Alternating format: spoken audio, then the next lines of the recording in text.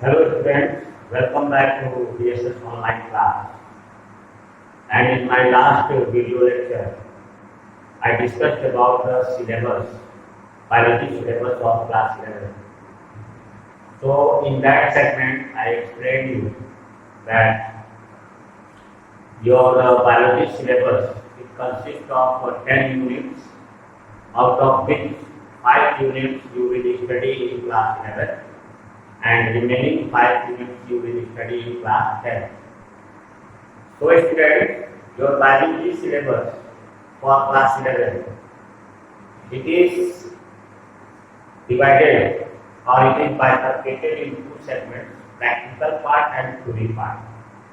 I explained you about the practical part, how your practical division is there, that in practicals you have to perform 4 experiments, you have to perform, you have to prepare slide preparation is there, spotting is there, investigatory project is there, and finally lab manual record is there.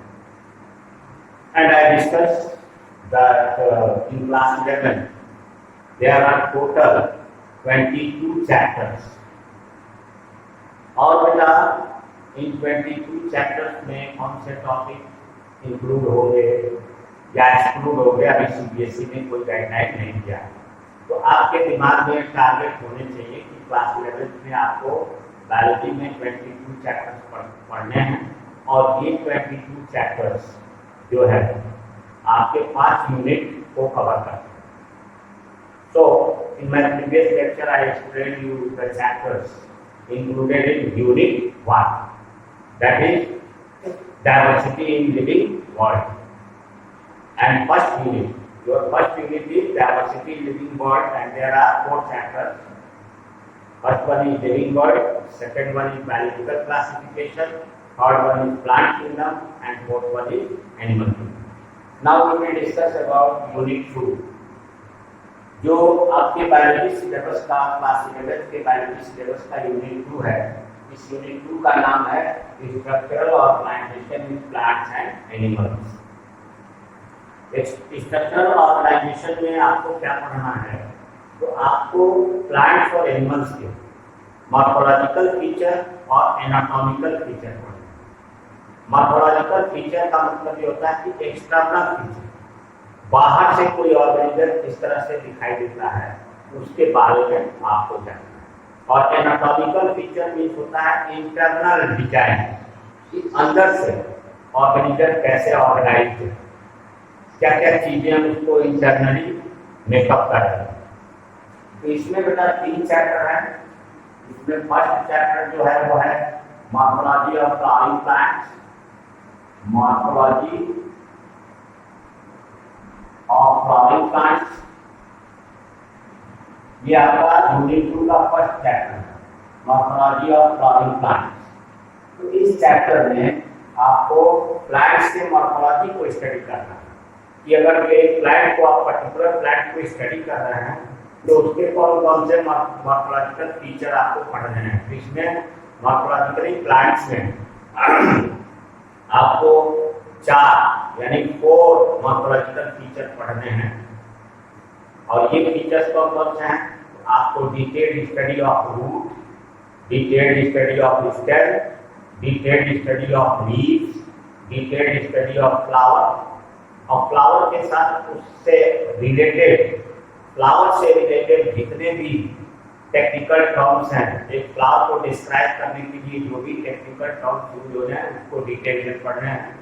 फिर आपको इसमें seed पढ़ना है और fruit के बारे में जानना है, यानी सीड के बारे में भी जानना है और फ्रूट के बारे में भी जानना है। तो unit second structural organisation in plants and animals में पहला चैप्टर जो है मॉर्फोलॉजी ऑफ फ्लावरिंग प्लांट्स है। इसमें दूसरा चैप्टर है एनाटॉमी ऑफ फ्लावरिंग प्लांट्स, दूसरा सेकेंड चैप्टर है anatomy of flowering plants, flowering plants.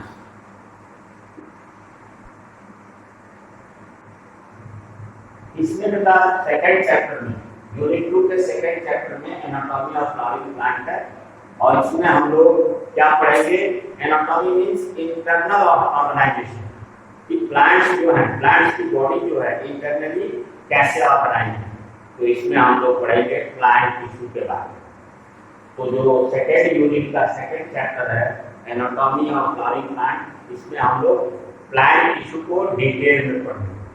और प्लांट टिश्यू आप पढ़े हैं 9th क्लास में, इसमें प्लांट टिश्यू को दो कैटेगरी में कैटेगराइज किया गया है, meristematic tissue and permanent tissue. तो मेरिस्टेमेटिक टिश्यू में उसके भी सब टाइप आपको पढ़ने हैं, फिर परमानेंट टिश्यू के सब टाइप पढ़ने हैं, फिर उसके बाद इसमें structure of root, section of root, section of stem, section of leaf, ये सारे डिटेल में आपको पढ़ने हैं इस टॉपिक। और यूनिट 2 का थर्ड चैप्टर जो है वो है स्ट्रक्चरल ऑर्गेनाइजेशन इन एनिमल्स। ये third chapter structural organisation in animals, organisation in animals, ये थर्ड चैप्टर है यूनिट 2 का, एनिमल्स के बारे में। तो स्ट्रक्चरल ऑर्गेनाइजेशन इन एनिमल्स में आपको क्या पढ़ना है, तो एनिमल टिश्यू के बारे में पढ़ना है, एनिमल्स का इंटरनल ऑर्गेनाइजेशन किस तरह का है उसके बारे में जानना है। तो 9th क्लास में आप एनिमल टिश्यू भी पढ़े हैं, जैसे एनिमल टिश्यू में आपने एपिथेलियल टिश्यू पढ़ा है, देन कनेक्टिव टिश्यू पढ़ा है, देन मस्कुलर टिश्यू पढ़ा है आपने, फिर नर्वस टिश्यू पढ़ा है। तो इसको आप क्लास 11th में डिटेल में पढ़ेंगे, third chapter structural organisation in animals. तो ये बेटा यूनिट सेकंड में 11th क्लास के बायोलॉजी सिलेबस के यूनिट सेकंड में 3 चैप्टर हैं, morphology of flowering plant, anatomy of flowering plant and structural organisation in animals. इसके बाद बात होती है थर्ड यूनिट की, यूनिट थर्ड।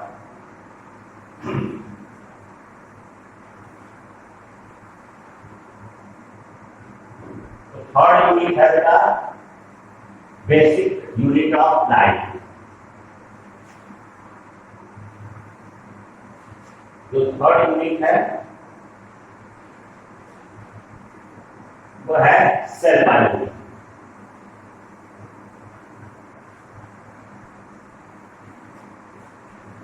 जो आपका थर्ड यूनिट है क्लास 11th का वो है सेल बायोलॉजी, सेल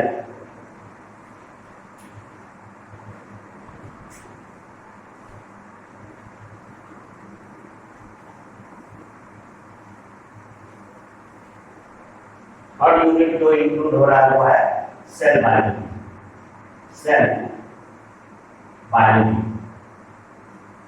इसमें आपको डिटेल में सेल के बारे में पढ़ना है। तो ये थर्ड यूनिट सेल बायोलॉजी है और study of cell is known as cytology, यानी साइटोलॉजी आपको पढ़ना है। तो थर्ड यूनिट जो क्लास 11th का बायोलॉजी सिलेबस का थर्ड यूनिट है वो सेल बायोलॉजी है और इसमें भी 3 चैप्टर है बेटा। इसमें पहला चैप्टर है basic unit of life, cell. पहला चैप्टर है basic unit of life, basic unit of life. ये चैप्टर आपने 9th क्लास में भी पढ़ा है, सेल स्ट्रक्चर एंड फंक्शन के बारे में। तो इसमें आप डिटेल में पढ़ेंगे basic unit of life, that is cell. तो इसमें आपको discovery of cell, structure of cell, different parts associated with cell, function, ये ऑलरेडी डिटेल में आपको इस चैप्टर में पढ़ना है। सेकेंड चैप्टर है इसमें बायोमॉलिक्यूल्स, बायोमॉलिक्यूल्स, ये आपका थर्ड यूनिट का सेकेंड चैप्टर है बायोमॉलिक्यूल्स। तो बायोमॉलिक्यूल्स, मॉलिक्यूल्स आप केमिस्ट्री टर्म से ले लीजिए और बायोलाइफ यानी बायोलॉजी से रिलेट हो रहा है। तो हम लोग इसमें उन केमिकल कंपाउंड्स को स्टडी करेंगे जिससे कि लाइफ का फॉर्मेशन हुआ। तो इस यूनिट को हम लोग, इस चैप्टर को बायोमॉलिक्यूल्स कहते हैं और इस सेगमेंट को हम लोग बायोकेमिस्ट्री भी कहते हैं, जिसमें हम लोग बायोकेमिस्ट्री में कि कौन कौन से ऐसे केमिकल कंपाउंड्स हैं जो लाइफ सपोर्टिंग हैं, जो लाइफ को एग्जिस्ट करा रहे हैं। तो इसमें हम लोग बायोमॉलिक्यूल्स में कार्बोहाइड्रेट का स्ट्रक्चर, प्रोटीन्स का स्ट्रक्चर, फैट्स एंड लिपिड्स का स्ट्रक्चर, न्यूक्लिक एसिड, डीएनए और आरएनए के बारे में जानेंगे, एंजाइम्स के बारे में जानेंगे, हार्मोन्स के बारे में जानेंगे, विटामिन्स के बारे में जानेंगे। तो ये बायोकेमिस्ट्री इसको कहा जाता है, जिसमें हम लोग बायोमॉलिक्यूल्स में इसको डिटेल में पढ़ेंगे। और इसका थर्ड चैप्टर इस यूनिट का है cell cycle and cell division. Cell cycle and cell division and cell division, ये आपका थर्ड चैप्टर यूनिट थर्ड का। तो इसमें बेटा ये आप चैप्टर 9 क्लास में नहीं पढ़े हैं, सेल डिवीजन का चैप्टर। और इसमें हम लोग सेल जब ग्रोन अप हो जाता है, मैच्योर हो जाता है, तो सेल का डिवीजन कैसे होता है, कैसे नंबर ऑफ सेल्स इंक्रीज होते हैं, कैसे बॉडी का डेवलपमेंट होता है, इसको हम लोग डिटेल में पढ़ेंगे थर्ड चैप्टर में, cell cycle and cell division. उसके बाद में आता है यूनिट 4।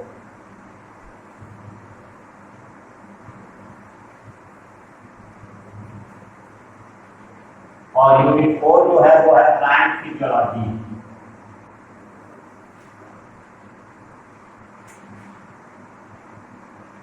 प्लांट फिजियोलॉजी और physiology in plants, plant physiology. Physiology term का मतलब ये होता है कि कौन कौन से बायोकेमिकल प्रोसेसेस, मेटाबॉलिक प्रोसेसेस, कौन कौन से मेटाबॉलिक प्रोसेसेस या बायोकेमिकल प्रोसेसेस प्लांट्स और एनिमल्स में किस तरह से होते हैं। तो जब हम लोग बायोकेमिकल प्रोसेसेस को डिटेल में पढ़ते हैं तो उसको हम लोग फिजियोलॉजी कहते हैं।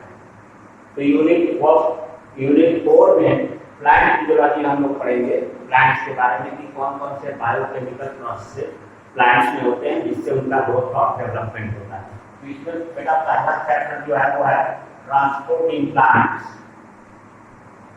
Transport of water and mineral in plants. तो ट्रांसपोर्ट इन प्लांट ये फर्स्ट चैप्टर है। सेकंड चैप्टर इसका जो है वो है मिनरल न्यूट्रिशन, कि प्लांट्स में कौन कौन से मिनरल न्यूट्रिएंट रिक्वायर्ड होते हैं। तो सेकंड चैप्टर इसका होता है मिनरल न्यूट्रिशन। थर्ड चैप्टर जो होता है इसमें बेटा वो होता है फोटोसिंथेसिस। फोटोसिंथेसिस, फोटोसिंथेसिस आप 10th क्लास में भी पढ़े हैं, तो यहाँ पे डिटेल में पढ़ना है। फोर्थ चैप्टर इसमें जो है वो है रेस्पिरेशन। रेस्पिरेशन में भी थोड़ा बहुत आपने 10th में पढ़ा है रेस्पिरेशन। और फिफ्थ चैप्टर जो है वो है ग्रोथ एंड डेवलपमेंट, प्लांट का ग्रोथ और डेवलपमेंट कैसे होता है, ग्रोथ एंड डेवलपमेंट। ये 5 चैप्टर आपके फोर्थ यूनिट में, growth and development in plants. तो ये हो जाता है 5 चैप्टर जो है आपके यूनिट 4 में है। ट्रांसपोर्ट इन प्लांट्स यानी ट्रांसपोर्ट ऑफ वाटर, कैसे प्लांट वाटर को एब्जॉर्ब करते हैं, उसको कैसे ट्रांसपोर्ट करते हैं। मिनरल न्यूट्रिशन, कौन कौन से मिनरल न्यूट्रिएंट्स प्लांट्स के लिए एसेंशियल है उसके बारे में जानेंगे। फोटोसिंथेसिस के बारे में जानेंगे, रेस्पिरेशन के बारे में जानेंगे और ग्रोथ एंड डेवलपमेंट के बारे में। और फिर आता है लास्ट में बेटा यूनिट 5। Unit 5 last unit. तो इसमें हम लोग एनिमल फिजियोलॉजी या ह्यूमन फिजियोलॉजी पढ़ेंगे। इस लास्ट यूनिट में हम लोग क्या पढ़ेंगे, ह्यूमन फिजियोलॉजी। ह्यूमन में किस तरह से बायोकेमिकल प्रोसेसेस होते हैं। ह्यूमन फिजियोलॉजी में आपने इसको पूरा डिटेल में 10th में पढ़ा है, लाइफ प्रोसेसेस। तो एनिमल्स के केस में, ह्यूमन बीइंग्स के केस में कौन कौन से इंपॉर्टेंट बायोकेमिकल प्रोसेसेस लाइफ को सपोर्ट करने वाले हैं उसके बारे में पढ़ेंगे। इसमें ये है पहला चैप्टर है digestion and absorption, digestion and absorption. फिर इसमें हम लोग पढ़ेंगे दूसरा चैप्टर जो है वो पढ़ेंगे हम लोग breathing and exchange of gases, breathing and gases exchange।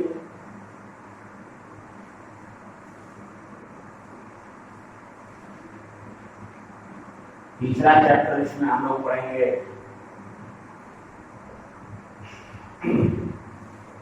Third chapter जो इसमें पढ़ेंगे हम लोग वो है सर्कुलेशन। सर्कुलेशन जिसमें हार्ट वगैरह का स्ट्रक्चर, ब्लड का स्ट्रक्चर वगैरह हम लोग पढ़ेंगे। चौथा चैप्टर इसमें पढ़ेंगे हम लोग body fluid and excretion, body fluid and excretion. पांचवा चैप्टर इसमें हम लोग पढ़ेंगे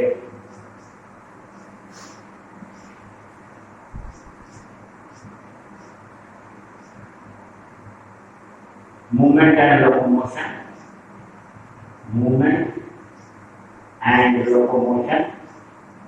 इसमें स्केलेटल सिस्टम और मस्कुलर सिस्टम का ज्वाइंट स्टडी होगा कि किस तरह से स्केलेटल सिस्टम और मस्कुलर सिस्टम बॉडी के मूवमेंट में हेल्प करते हैं, मूवमेंट एंड लोकोमोशन। छठवां चैप्टर है नर्वस कोऑर्डिनेशन, जिसमें हम लोग नर्वस सिस्टम के बारे में पढ़ेंगे, नर्वस कोऑर्डिनेशन। और लास्ट चैप्टर जो है वो है केमिकल कोऑर्डिनेशन, जिसमें हम लोग हार्मोन्स के बारे में पढ़ेंगे कि किस तरह से जो है हार्मोन हम लोग के बॉडी को फंक्शन को कंट्रोल करते हैं। तो ये आपके लास्ट यूनिट 5 में आपको ये 7 चैप्टर पढ़ने हैं, digestion and absorption, breathing and gases system, circulation, body fluid and excretion, movement and locomotion, nervous coordination and chemical coordination. तो ये उसका एक डिटेल्ड डिस्कशन हो गया आपके बायोलॉजी सिलेबस का। फर्स्ट चैप्टर हम लोग नेक्स्ट लेक्चर से शुरू करेंगे। Okay, thank you, good day.